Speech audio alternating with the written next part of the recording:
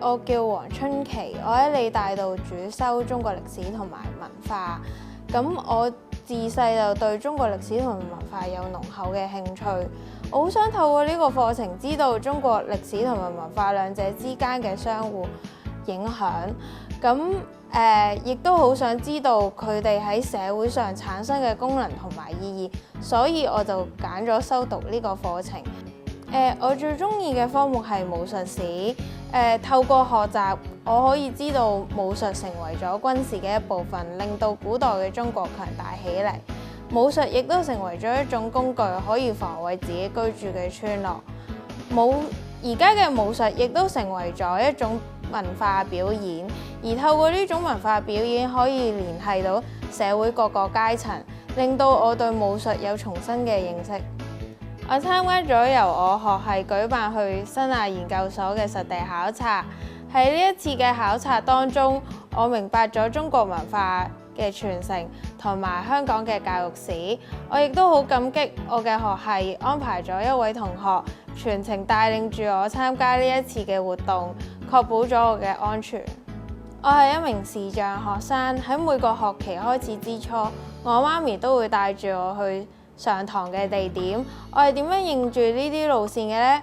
我係通過認住建築物嘅標誌，同埋喺心裏邊數步數，同埋認住第幾道門就係我要上堂嘅課室。當我熟悉咗呢啲路線之後，我自己就可以去獨立上堂。我嘅視障級別係屬於嚴重，所以喺上堂嘅時候，我係睇唔清楚課本同埋 PPT 嘅內容。喺上堂嘅時候，我只可以好專心咁樣聆聽老師嘅講解。為咗輔助我學習 SEN Caring Team 買咗一套軟件幫助我。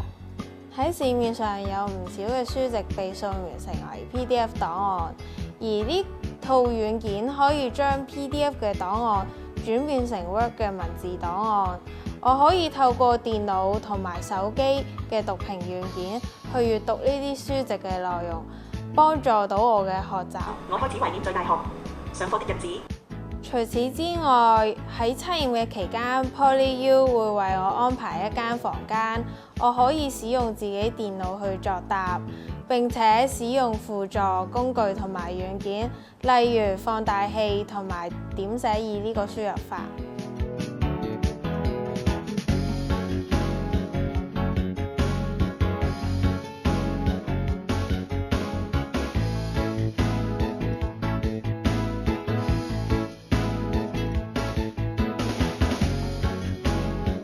我想對 PolyU 嘅老師同埋職員表示衷心嘅感謝佢哋對有特殊學習需要嘅學生嘅關懷、支持同埋創造一個包容嘅學習環境。畢業之後，我希望去到博物館或者 NGO 裏邊工作，舉辦一啲無障礙嘅展覽同埋工作坊，俾有身體殘障嘅人士去更加深入地了解中國歷史同埋文化。